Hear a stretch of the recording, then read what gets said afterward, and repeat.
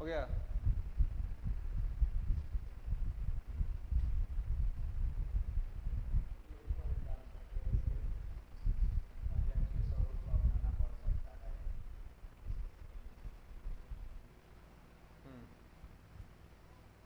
हो गया है। तो ये सारा चीज जो है ये आपको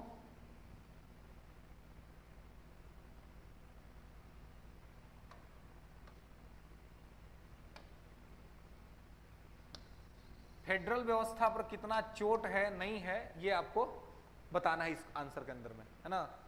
कि और बाद में आपको कंक्लूड करके ये बताना है कि ये फेडरल व्यवस्था पर मतलब एक असर तो पड़ेगा, है ना, लेकिन ये कोई नकारात्मक असर नहीं करेगा, है ना।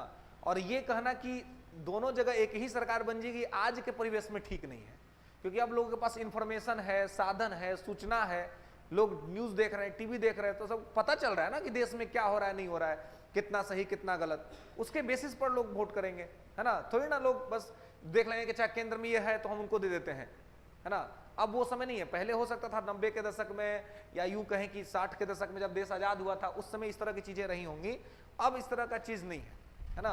अब इस तरह की समस्या जो है सो नहीं है, तो इसलिए ये नहीं कहा जा सकता है कि इस प्रकार से यहां पर हो सकता है या हो रहा है। ओके ले योग बढ़ा रहा है।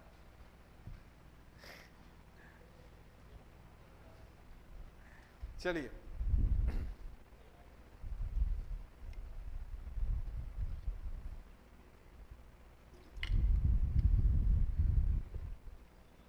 तो अभी देखे थे हम लोग सेंटर स्टेट रिलेशन, केंद्र राज्य संबंध, और ये देखा हमने एक राष्ट्र एक चुनाव।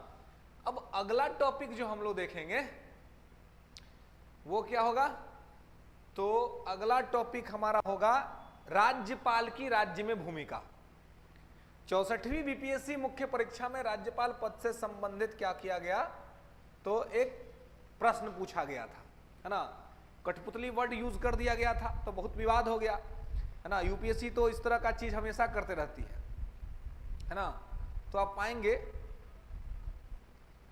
कि इस तरह का जो चीज है वो आप देखेंगे कि हमें मतलब यूपीएससी तो हमेशा ही पूछते रहती है, यूपीएससी में हमेशा इस तरह का प्रश्न आता है, विवादित टाइप का, कुछ वर्ड यूज कर लेता है तो आते रहता है।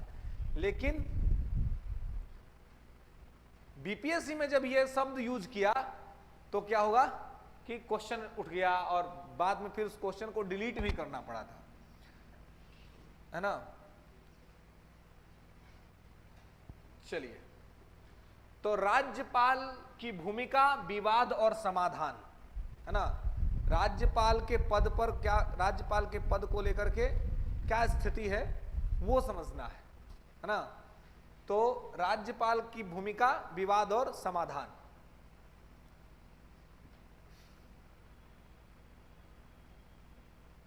ठीक है, तो अभी जैसे सेंटर स्टेट रिलेशन हम लोग देख रहे थे, तो सेंटर स्टेट रिलेशन में हमने देखा कि केंद्र और राज्य के बीच जो विवाद हो रहा है उसका कारण कहीं ना कहीं राज्यपाल को एक कारण के तौर पे देखा गया। तो हम यहां पे हमारा पूरा का पूरा मामला ही राज्यपाल से जुड़ा हुआ होगा, है ना, कि क्या विवाद और क्या समाधान हो सकता है और क्यों विवाद है, ये सब चीज हम लोगों को यहीं पर देखना है। तो देखिए,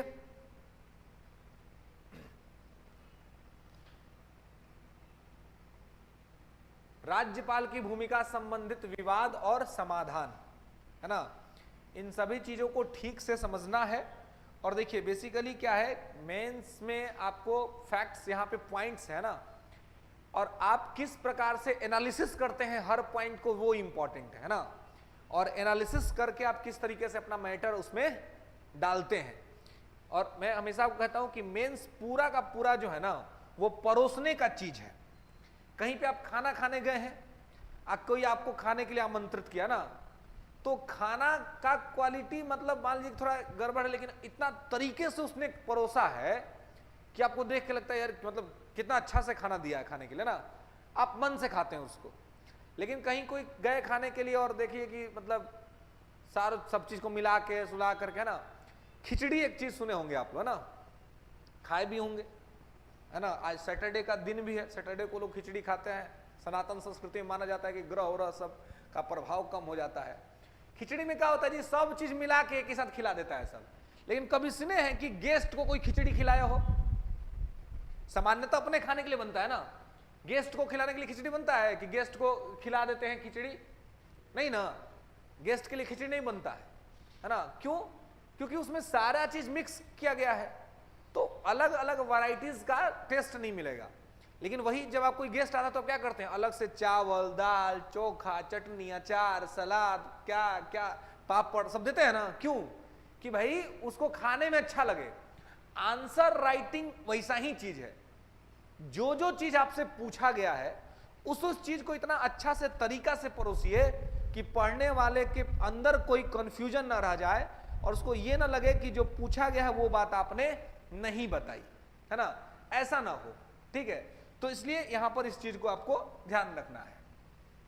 ठीक है, तो राज्यपाल की भूमिका संबंधित विवाद और समाधान, है ना, कि क्या डिस्प्यूट है और क्या सॉल्यूशन है। तो पहले तो देखेंगे इसका समाचार, इसका न्यूज ये क्या है और कैसे है। फिर राज्यपाल से संबंधित संवैधानिक प्रावधान, constitutional provision related to governor.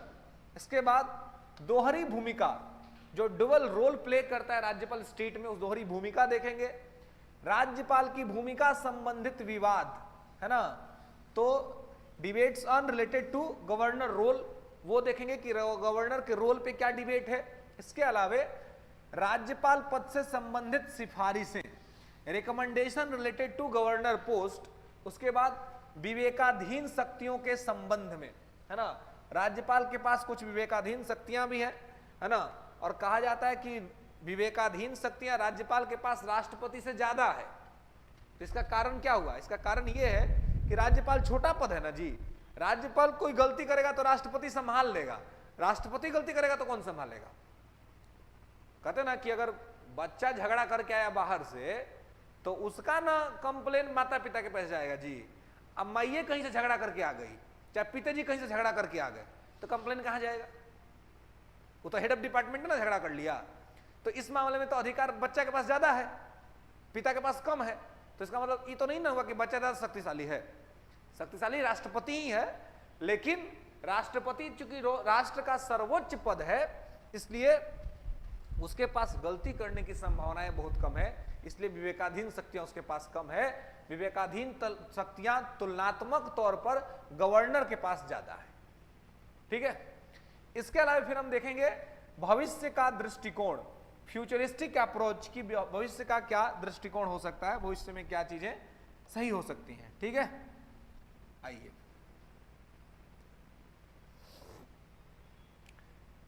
समाचार।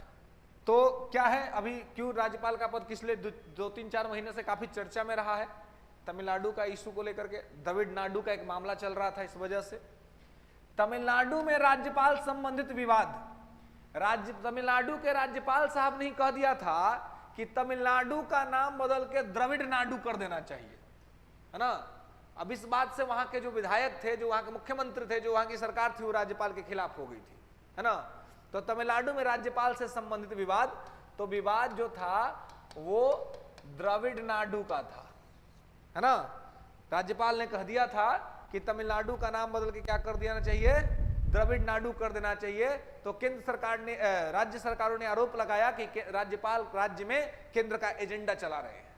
ठीक है, कुछ ही समय पहले पश्चिम बंगाल के मुख्यमंत्री ने राज्य के राज्यपाल को केंद्र सरकार के व्यक्ति के रूप में संबोधित किया।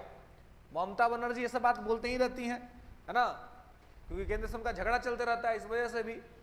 इसके अलावा कई सांसदों सहित मुख्यमंत्री ने भारत के राष्ट्रपति को पत्र लिखकर राज्यपाल को वापस बुलाने की मांग की है ना। क्या किया है? वापस बुलाने का मांग किया है कि राज्यपाल को क्या कर लिया जाए, वापस बुला लिया जाए। मतलब कि ये लोग नहीं चाहते हैं कि राज्यपाल जो है सो वहां पर रहे, क्योंकि इनको लगता है कि राज्यपाल वहां पर कंट्रोल कर रहा है। ठीक है, तो ये सारी परिस्थितियां बन रही हैं राज्यपाल से संबंधित, इसीलिए राज्यपाल के पद से रिलेटेड क्या है, विवाद है और विवाद चल रहा है। ओके, इसके बाद आइए राज्यपाल से संबंधित संवैधानिक प्रावधान, constitutional provision related to governor. तो संवैधानिक प्रावधान क्या है भाई राज्यपाल से संबंधित? तो देखिए, भारतीय संविधान के अनुच्छेद 153 के तहत प्रत्येक राज्य के लिए एक राज्यपाल का प्रावधान किया गया है ना।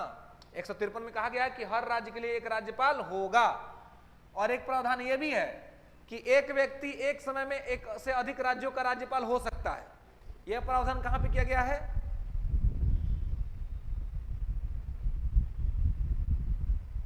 यह प्रावधान कहां पर किया गया है?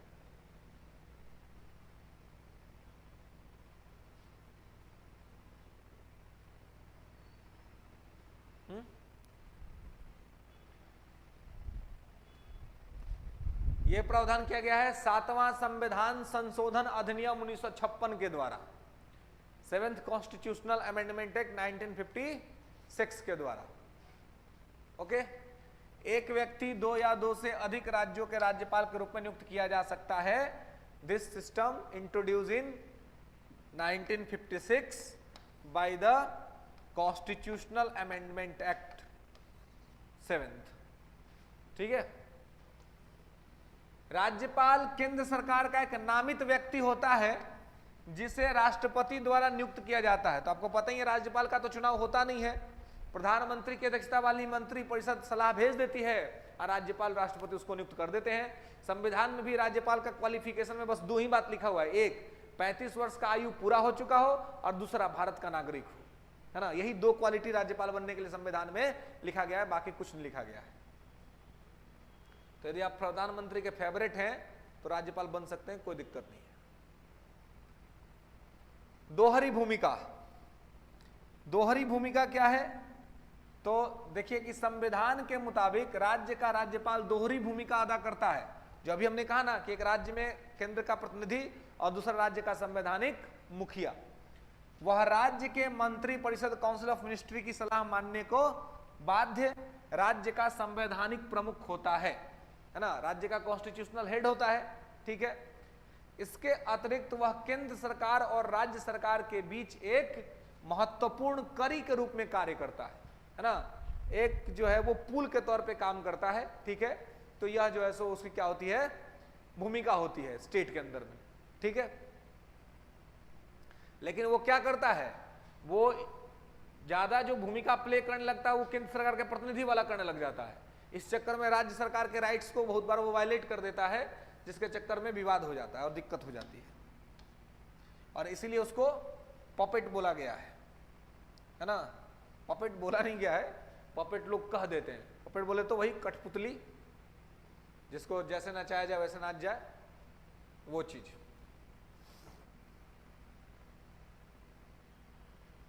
इसके बाद देखिए, तो अनुच्छेद 157 और 158 के तहत राज्यपाल पद के लिए पात्रता संबंधी आवश्यकताओं को निर्दिष्ट किया गया, यानी कि क्वालिफिकेशन, है ना।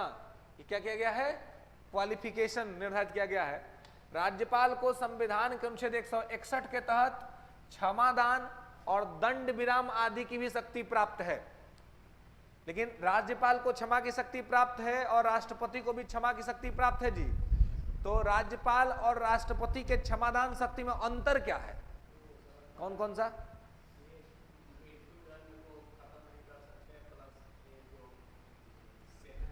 हाँ, मार्शल लॉ, बिल्कुल गुड।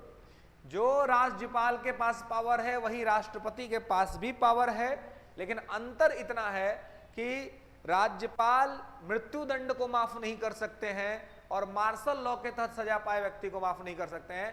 बाकी जैसे आर्टिकल 72 के तहत राष्ट्रपति माफ करता है, वैसे आर्टिकल 161 के तहत राज्यपाल भी माफ कर सकता है, क्षमादान की शक्ति इसके पास है। कुछ विवेकाधीन शक्तियों के अतिरिक्त राज्यपाल को उसके अन्य सभी कार्यों में सहायता करने, सलाह देने के लिए मुख्यमंत्री की अध्यक्षता में एक मंत्री परिषद का गठन किए जाने का प्रावधान है ना। तो ये भी एक प्रोविजन किया गया है, विवेकाधीन शक्तियों के अतिरिक्त राज्यपाल को उसके अन्य सभी कार्यों में सहायता करने, सलाह देने के लिए मुख्यमंत्री की अध्यक्षता में एक मंत्री परिषद का गठन किया जाने का प्रावधान है। मतलब कि राज्यपाल कुछ अपने मर्जी से नहीं करेगा, राज्यपाल वही करेगा जो मंत्री परिषद और मुख्यमंत्री उसको कहेंगे। ये मामला ठीक वैसा ही है जैसे आर्टिकल 74 में लिखा हुआ है कि एक मंत्री परिषद होगी जिसका अध्यक्ष प्रधानमंत्री होगा, जिसके सलाह और परामर्श से राष्ट्रपति काम करेगा। ठीक उसी प्रकार से 163 में लिखा हुआ है कि एक मुख्यमंत्री होगा, है ना, एक मंत्री परिषद होगी जिसका अध्यक्ष मुख्यमंत्री होगा और इसके सलाह और परामर्श पर राज्यपाल काम करेगा।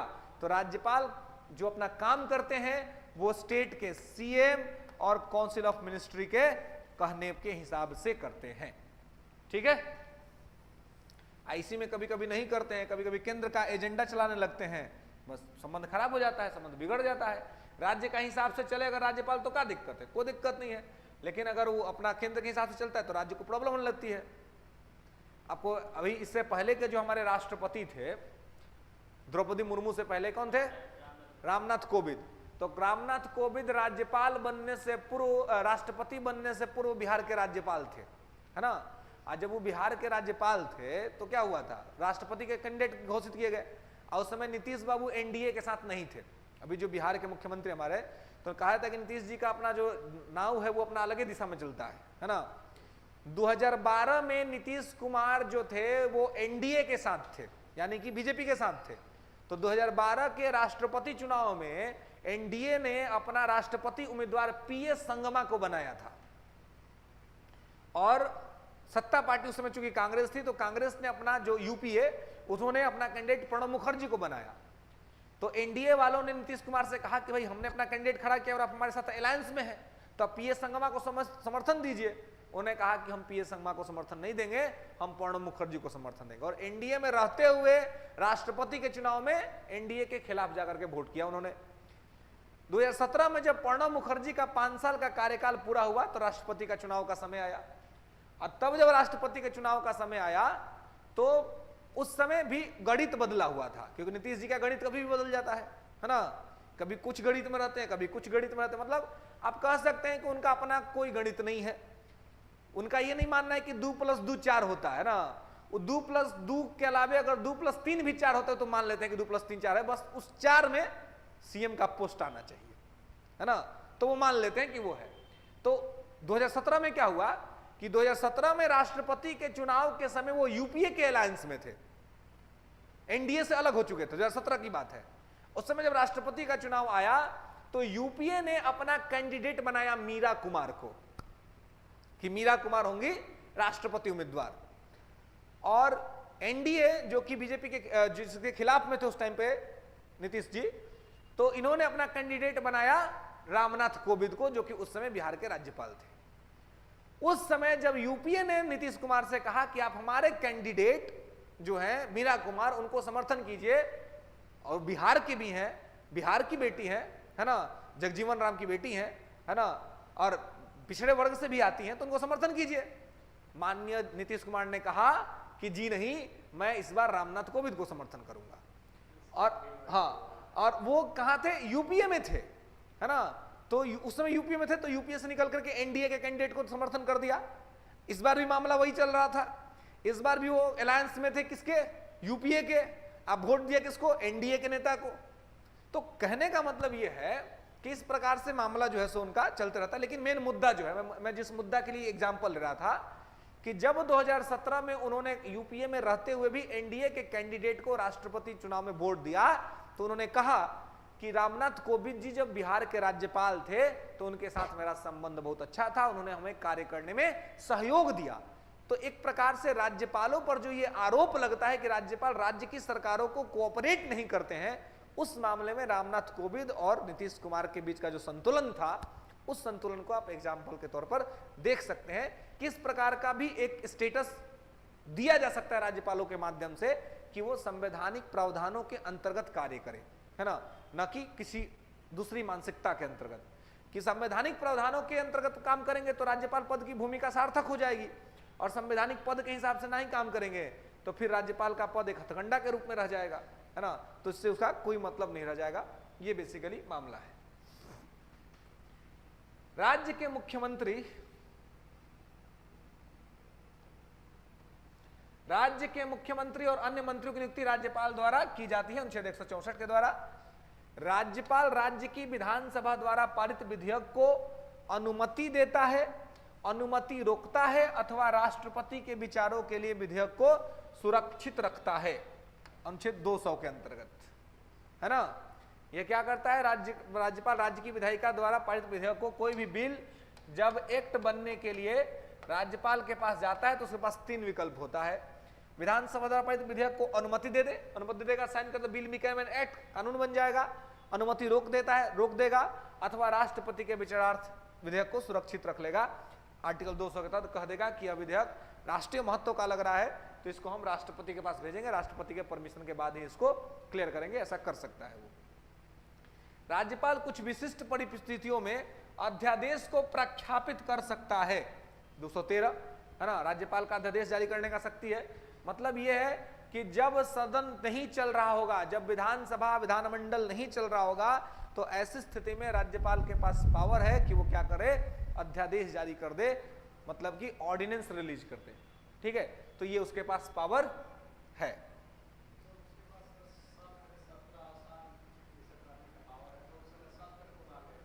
क्या?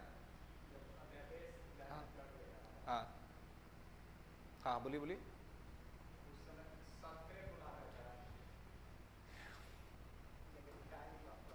नहीं नहीं नहीं, अभी पॉलिटी लगता है कि थोड़ी गड़बड़ी हुई है ना। अभी ये हमने कहा, पीटी में क्लास में तो दिक्कत मतलब उतना नहीं आता। राज्यपाल या राष्ट्रपति के पास ये अधिकार है कि वो सत्र का आह्वान करे, सत्र का अवसान करे, लेकिन बैक एंट्री में ये लिखा हुआ है कि राष्ट्रपति काम प्रधानमंत्री के सिफारिश पर करेंगे और राज्यपाल यहाँ मुख्यमंत्री के सिफारिश पर करेंगे। राज्यपाल जब मर्जी तब नहीं बुला सकते हैं, राष्ट्रपति जब मर्जी तब नहीं। प्रधानमंत्री के यहाँ से, पीएमओ के यहाँ से लेटर जाता है, लेटर पर लिखा रहता है कि महोदय से निवेदन है कि सत्र को बुलाया जाए, महोदय से निवेदन है कि सत्र का अवसान कर दिया जाए, तब महोदय कर देते हैं। आपको पता है कि हमारा देश जो है वो संसदीय व्यवस्था का देश है और संसदीय व्यवस्था में 2 प्रमुख होते हैं, एक नाम मात्र का, एक वास्तविक। तो राष्ट्रपति और राज्यपाल नाम मात्र के प्रमुख हैं, तो इनको जो शक्ति आपको दिख रहा है ना, इनका अपना शक्ति नहीं है, इनको बैकडोर से दिया गया है और वो मानने के लिए ये लोग बाध्य हैं, ठीक है। तो ये अपने मन से नहीं बुला सकते हैं, मुख्यमंत्री कहता है तभी बुलाया जाता है, ठीक है। हाँ, लेकिन अगर पूछा जाएगा क्वेश्चन में कौन बुलाता है तो राज्यपाल बुलाता है, लेकिन किसकी सिफारिश पर? मुख्यमंत्री के सिफारिश पर। मुख्यमंत्री के सिफारिश के बिना आज राज्यपाल को मन कर दिया कि हम सदन बुला देंगे, नहीं बुला सकते। राष्ट्रपति को मन कर दे बुला दे, नहीं बुला सकते हैं। तभी बुलाएंगे जब प्रधानमंत्री कहेंगे कि बुलाइए, तभी बुलाएंगे ये जब इनको मुख्यमंत्री कहेंगे कि बुलाइए। जो अभी आप 164 में देख रहे थे कि राष्ट्रपति राज्यपाल के सलाह, मुख्यमंत्री और मंत्रिपरिषद के सलाह पर राज्यपाल काम करेगा, तो वो सब उसी के अंतर्गत आता है, ठीक है। तो जब सदन नहीं चल रहा होगा तब ये बुलाया जाए, वो अध्यादेश जारी कर सकता है। उसके बाद आइए, तो केंद्र सरकार द्वारा सत्ता का दुरुपयोग, है ना, राज्यपाल की भूमिका संबंधित विवाद। विवाद क्या होता है? तो विवाद, आरोप ये लगता है कि राज्यपाल के माध्यम से केंद्र सरकार अपने पावर का मिसयूज करती है राज्य में, है ना। केंद्र में सत्ताधारी दल के निर्देश पर राज्यपाल के पद के दुरुपयोग के कई उदाहरण देखने को मिलते हैं, ऐसा बहुत बार हुआ है। 2005 का ही किस्सा, बुट्टा सिंह वाला, बिहार में जो राष्ट्रपति शासन लगा था वो नहीं लगना चाहिए था, लेकिन लगा और कोर्ट ने फटकार लगाया सेंट्रल गवर्नमेंट को, है ना। और तत्कालिक राष्ट्रपति उस समय जो थे देश के, अब्दुल कलाम, है ना, उन्होंने दुख व्यक्त किया इस पर कि भाई, और वो उपस्थित नहीं थे, उनकी बिना मर्जी का ये हो गया था पूरा मामला, वो फॉरेन में थे, है ना।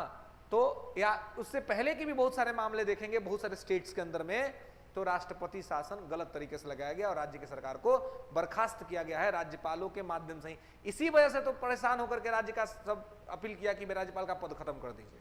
तो राज्यपाल का पद जो विवाद होता है वो इसलिए होता है क्योंकि आरोप लगता है कि केंद्र की सरकार सत्ता का दुरुपयोग कर रही है, मिसयूज कर रही है। राज्यपाल की नियुक्ति की प्रक्रिया को इसमें प्रमुख कारण माना जाता है। नियुक्ति की प्रक्रिया, नियुक्ति की प्रक्रिया क्या है? तो प्रधानमंत्री जिसको कह देंगे उसको, है ना। हाँ, कुमारी सेजल रंजन सर, इसलिए तो पीएम और सीएम को कार्यकारी कहते हैं, बिल्कुल।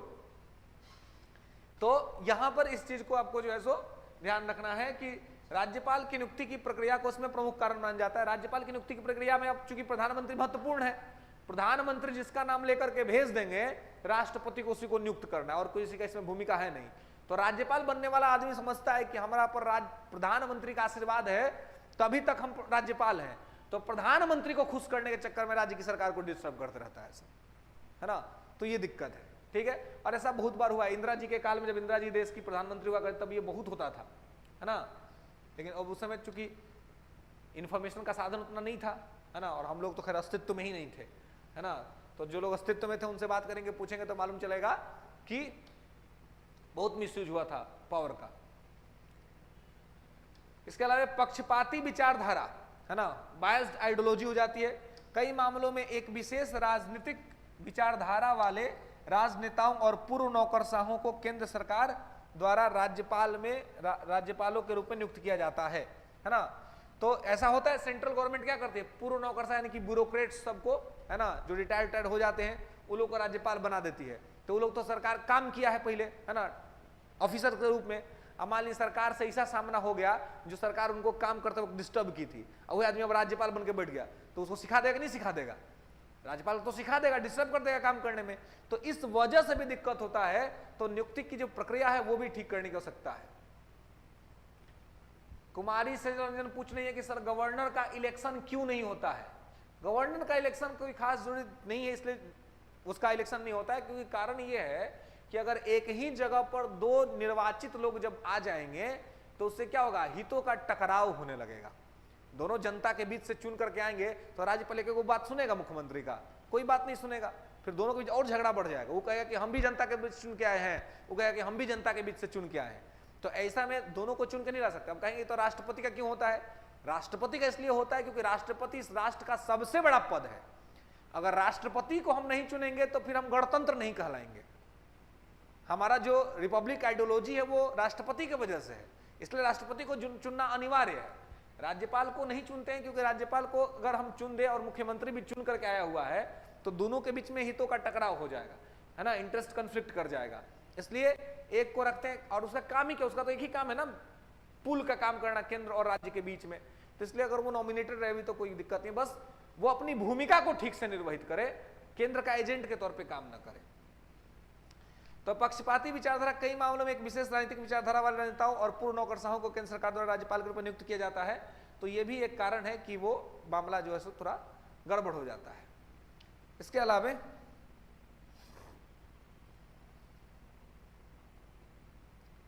यह संवैधानिक रूप से अनिवार्य तटस्थ पद के पूर्ण विरुद्ध है और यह पक्षपात को जन्म देता है, जैसा कि कर्नाटक और गोवा के मामले में देखा गया है। अन्य भी स्टेट आप देख सकते हैं। पिछला बार मतलब थोड़ा समय पहले की बात है, उत्तराखंड का मामला देख सकते हैं। उत्तराखंड में सरकार इसे बर्खास्त कर दी गई थी, फिर कोर्ट के इंटरफेरेंस के बाद सरकार को बहाल करना पड़ा था। कठपुतली शासक, यही पॉपेट वाला आरोप लगता है राज्यपाल पर। हाल ही में राजस्थान के राज्यपाल पर आदर्श आचार संहिता के उल्लंघन का आरोप लगाया गया है। केंद्रीय सत्ताधारी दल के प्रति उनका समर्थन गैर पक्षपात की भावना के विरुद्ध है ना, जिसकी अपेक्षा संवैधानिक पद पर आसीन व्यक्ति से की जाती है।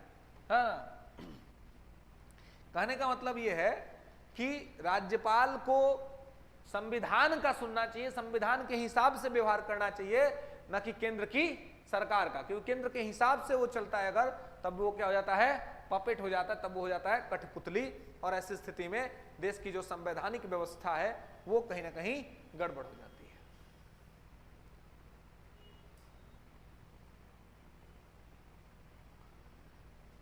देखिए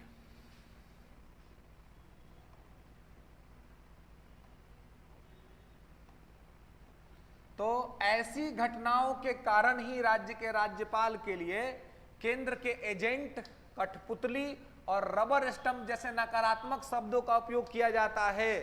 जो राज्यपाल राज्य के हिसाब से नहीं बल्कि केंद्र सरकार के हिसाब से चलते हैं, उन पर इस तरह का आरोप लगते रहता है, जो कि ठीक बात नहीं है। इन चीजों से राज्यपालों को बचना चाहिए। एक विशेष राजनीतिक दल का पक्ष लेना, चुनाव के बाद सबसे बड़ी पार्टी गठबंधन के नेता को सरकार बनाने के लिए आमंत्रित करने की राज्यपाल की विवेकाधीन शक्तियों का प्रायः किसी विशेष राजनीतिक दल के पक्ष में दुरुपयोग किया जाता है। ये तो आप लोग देखते ही होंगे, इसका दुरुपयोग, इसका मिसयूज हमेशा होता है ना। कि राज्यपाल के पास इसी मामले में जब किसी भी पार्टी को बहुमत नहीं आया है, कोई भी सरकार बनाने की स्थिति में नहीं है, तो ऐसे स्थिति में राज्यपाल अपने विवेकाधीन शक्ति का प्रयोग करके यह तय करता है कि वो किसको सरकार बनाने का मौका देगा या किसको नहीं देगा। और ऐसे में उसका जो व्यवहार होता है, जो विवेकाधीन उसकी शक्तियां होती हैं, उसमें यह दिखता है कि वो क्या कर रहा है, तो वो पक्षपात कर रहा है, जो कि उसको नहीं करना चाहिए, ये करने से उसको बचना चाहिए। शक्ति का अनुचित उपयोग प्रायः यह देखा गया है कि किसी राज्य में राष्ट्रपति शासन 356 के लिए राज्यपाल की सिफारिश सदैव तथ्यों पर आधारित न होकर के राजनीतिक भावना और पूर्वाग्रह पर आधारित होती है।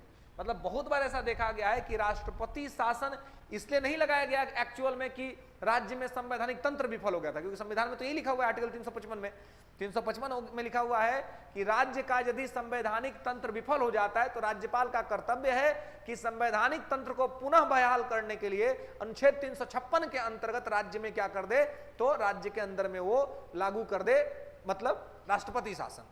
लेकिन 365 में भी है, 365 में प्रशासनिक आदेश है, एडमिनिस्ट्रेटिव ओवर। 356 और 365 दोनों के तहत राज्य में राष्ट्रपति शासन लगता है, लेकिन 356 में तब लगेगा जब संवैधानिक तंत्र विफल हो जाएगा, और 365 के तहत तब लगेगा जब केंद्र के एडमिनिस्ट्रेटिव ऑर्डर को स्टेट मानने से इनकार कर दे, है ना। तो ऐसे में लगेगा। तो ये पूरा वहां का मसला है और माजरा है। ओके, राज्यपाल के पद से संबंधित सिफारिशें, क्योंकि विवाद होते रहता है तो कुछ बहुत सारा सिफारिश भी आया है इस पद से रिलेटेड। राज्यपाल की नियुक्ति और निष्कासन के संबंध में, मतलब नियुक्ति के लिए भी और निष्कासन यानी कि हटाने के लिए भी, है ना, अपॉइंटमेंट और रिमूवल दोनों के संबंध में सिफारिशें हैं। इसमें सबसे इंपॉर्टेंट एक सिफारिश है सरकारिया आयोग का, है ना। Doctor SS. सरकारिया जो है, उनके कमीशन बना था, उन्होंने कहा था कि राज्यपाल उस व्यक्ति को बनाया जाए जो उस राज्य का नहीं हो, यानी कि राज्यपाल बनने वाला व्यक्ति उस राज्य का नहीं होना चाहिए। तो ये तो परंपरागत तौर पे फॉलो किया जाता है, और उसी राज्य के व्यक्ति उस राज्य में राज्यपाल नहीं बनाया जाता है। लेकिन दूसरा बात उन्होंने कहा था कि राज्यपाल बनाते वक्त मुख्यमंत्री को भी शामिल किया जाए, क्योंकि अल्टीमेट राज्यपाल को काम तो मुख्यमंत्री के साथ ना करना है जी, कोऑर्डिनेशन तो उसको मुख्यमंत्री के साथ बनाना है। तो मुख्यमंत्री के साथ यदि उसका बर्ताव, उसका बिहेवियर ठीक होगा तो ये अच्छा बात होगा, तभी जाकर के दोनों मिलजुल के काम करेंगे। लेकिन राज्यपाल को पता है कि हमारा नियुक्ति प्रधानमंत्री करवा रहा है और प्रधानमंत्री की इच्छा तक ही हम रहेंगे। हालांकि संविधान में यह है कि राष्ट्रपति के प्रसाद पर्यंत, लेकिन आपको पता है कि राष्ट्रपति कुछ भी करेंगे तो प्रधानमंत्री के मर्जी से करेंगे, है ना। तो यानी कि प्रधानमंत्री के मर्जी से लोग राज्यपाल बनता है, प्रधानमंत्री की मर्जी से हट जाएगा, राज्यपाल के राष्ट्रपति के यहां से ऑर्डर आ जाएगा। तो राज्यपाल को लगता है कि हमको प्रधानमंत्री को खुश रखना है। ऐसे में अगर मुख्यमंत्री को भी प्रक्रिया में शामिल किया जाए तो एक प्रकार से मनोवैज्ञानिक और नैतिक दबाव राज्यपाल पर मुख्यमंत्री का भी रहेगा, तो वो हो सकता है कि एक संतुलित रास्ता अख्तियार करे और वो केंद्र के पक्ष में ज्यादा ना झुके। ठीक है। पुंछी आयोग 2010 ने सिफारिश की थी कि राज्य विधायिका द्वारा राज्यपाल पर महाभियोग चलाने का प्रावधान संविधान में शामिल किया जाना चाहिए। देखिए बहुत बड़ी बात है, इम्पीचमेंट का बात कर दिए कि इम्पीचमेंट, हालांकि ये प्रोसेस होता नहीं और ये लागू नहीं हुआ है, लेकिन ये सिफारिश हुआ था ताकि राज्यपाल कुछ गलत करने से डरेगा, है ना, कि हम उसको इम्पीचमेंट करके हटाया सकता है। तो फिलहाल तो इम्पीचमेंट वाली कोई ऐसी बात ही नहीं है, प्रधानमंत्री कह देंगे, राष्ट्रपति हटा देंगे, इम्पीचमेंट का कोई जरूरत ही नहीं है ना। राज्यपाल की नियुक्ति में राज्य के मुख्यमंत्री की राय भी ली जानी चाहिए, ये अच्छा बात है, लेकिन ये भी फॉलो नहीं होता है ना। और यही बात सरकारी आयोग ने कहा था। और अनुच्छेद 356 के संबंध में, 356 के संबंध में निर्णय थोड़ा सा ठीक तरीके से लेना चाहिए। 356 के संबंध में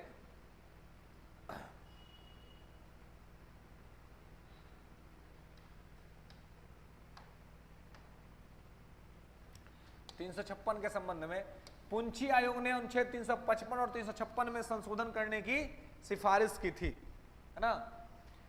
सरकारी आयोग 1988 ने सिफारिश की थी कि अनुच्छेद 356 का उपयोग बहुत ही दुर्लभ मामलों में विवेकपूर्ण तरीके से ऐसी स्थिति में किया जाना चाहिए जब राज्य में संवैधानिक तंत्र को बहाल करना अपरिहार्य हो गया हो। इन्होंने कहा कि भाई ये प्रेसिडेंट रूल स्टेट में तब ही इमर्ज कीजिए जब ऐसा करना एकदम जरूरी हो जाए। एकदम कंपलसरी हो जाए, अन्यथा इसको न करिए, है ना।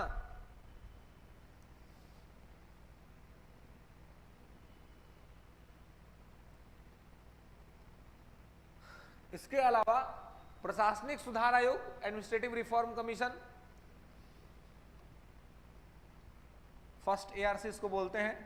प्रथम प्रशासनिक सुधार आयोग 1968, राज्य मन्नार समिति 1971 और न्यायमूर्ति वी चलैया आयोग 2002 आदि ने भी इस संबंध में सिफारिशें की है, यानी कि राज्यपाल के संबंध में इन सभी कमिटियों कमीशंस के द्वारा भी रिकमेंडेशंस दिया गया है।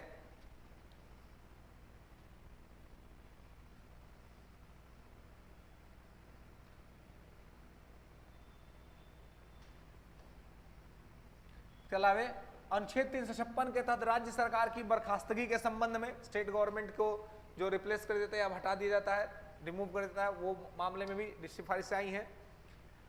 एसआर बोम्मई मामला 1994, इस मामले के तहत केंद्र सरकार द्वारा राज्य सरकारों की मनमानी बर्खास्तगी को समाप्त कर दिया गया, है ना, कि केंद्र सरकार जो मनमानी तरीके से राज्य सरकार को बर्खास्त कर देती है तो कोर्ट इसमें बीच में आ जाता है।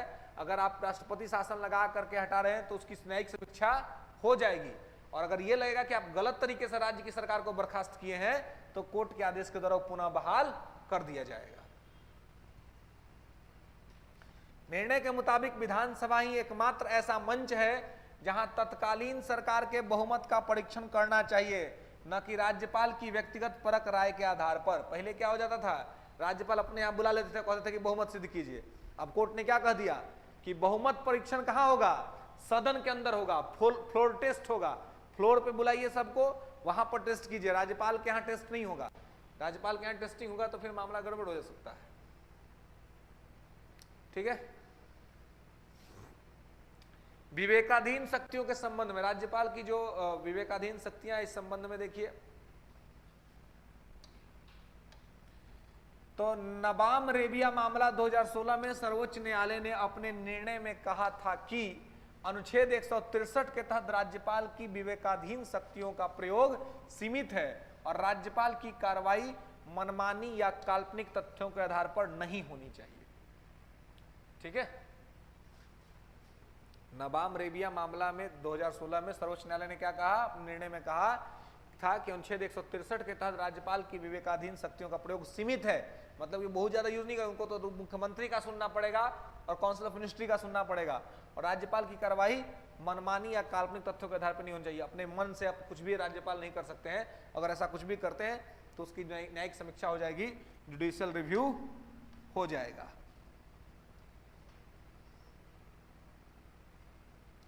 भविष्य का दृष्टिकोण, फ्यूचरिस्टिक अप्रोच क्या होना चाहिए इस मामले में, राज्यपाल का पद तो बहुत महत्वपूर्ण है, खत्म तो कभी नहीं, खत्म करने का समर्थन कभी नहीं करना है ना, बस कहना है कि सुधार होना चाहिए। सुधार करने को सकता है राज्यपाल को अपने पद की भूमिका और उसकी गरिमा को समझना चाहिए, अपने गरिमा के हिसाब से काम करना चाहिए, है ना, ये सब चीज कहना है, लेकिन खत्म करने का कभी भी समर्थन नहीं करना है।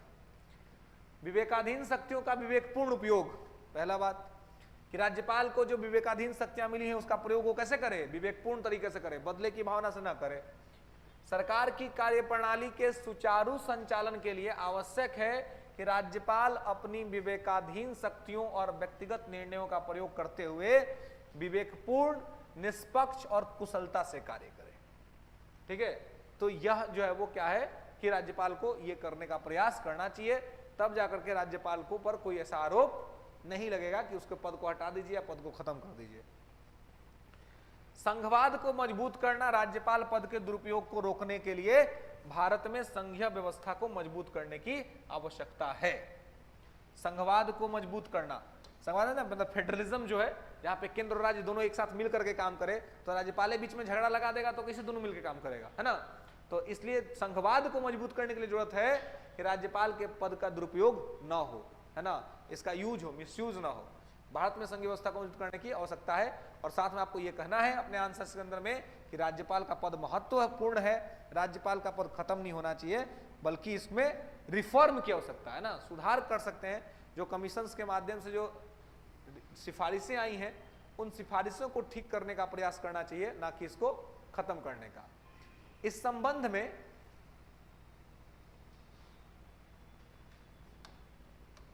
इस संबंध में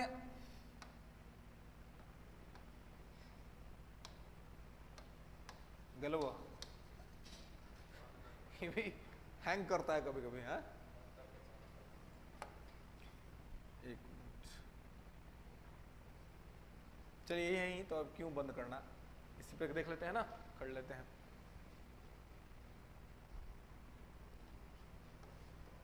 चलिए, तो इस संबंध में अंतरराज्यीय परिषद इंटर स्टेट काउंसिल और राज्यसभा की भूमिका को मजबूत किया जाना महत्वपूर्ण साबित हो सकता है। बिल्कुल, जो इंटर स्टेट काउंसिल है जिसमें कि प्रधानमंत्री भी होते हैं अध्यक्ष के तौर पर और सभी राज्यों के मुख्यमंत्री होते हैं, तो उसमें इस मुद्दा को उठाना चाहिए।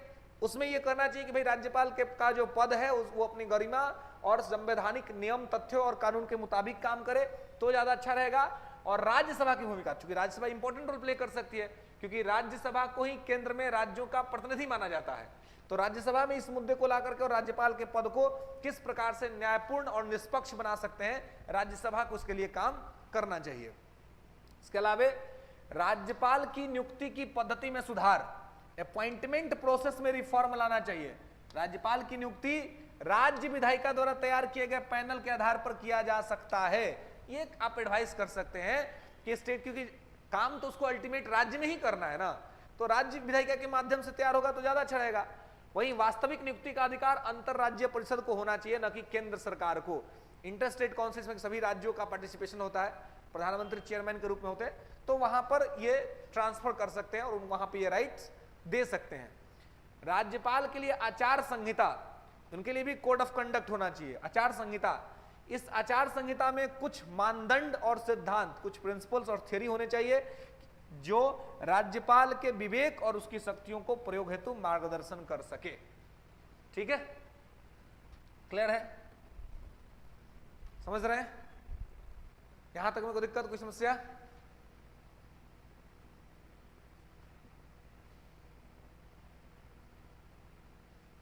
चलिए, यहां तक कोई दिक्कत ही ना? चलिए, तो आज के लिए बस इतना ही। ठीक है, वही हम लोग 3 टॉपिक देखे, है ना, सेंट्रल स्टेट रिलेशन, ठीक है, वन नेशन वन इलेक्शन, और तीसरा राज्यपाल का पद और इसके समस्या और इसका समाधान। ठीक है, किसमें क्या है और किस प्रकार से है। ओके, यहां तक में कोई दिक्कत, कोई समस्या नहीं ना?